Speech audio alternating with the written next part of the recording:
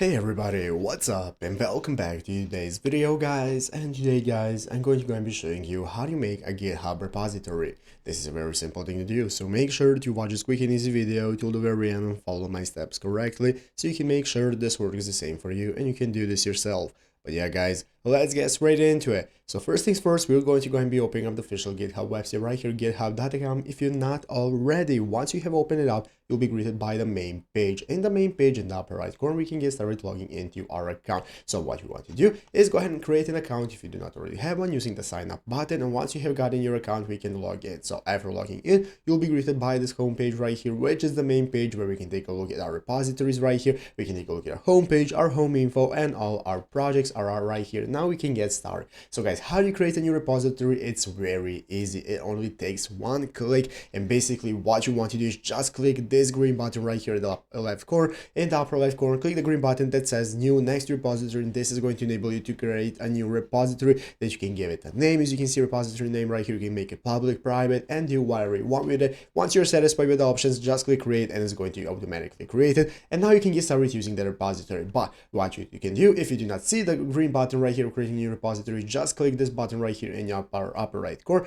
Click on your profile icon. That's going to open up this new menu with options. One of them is going to be called your repositories. Then you can open it up, and in the repository section we can click the new button and now get started creating the repository. And it's easy as that. So I hope this video was helpful. If it was, make sure to leave a like, subscribe to the channel. So you guys, thanks for watching, take care, and bye.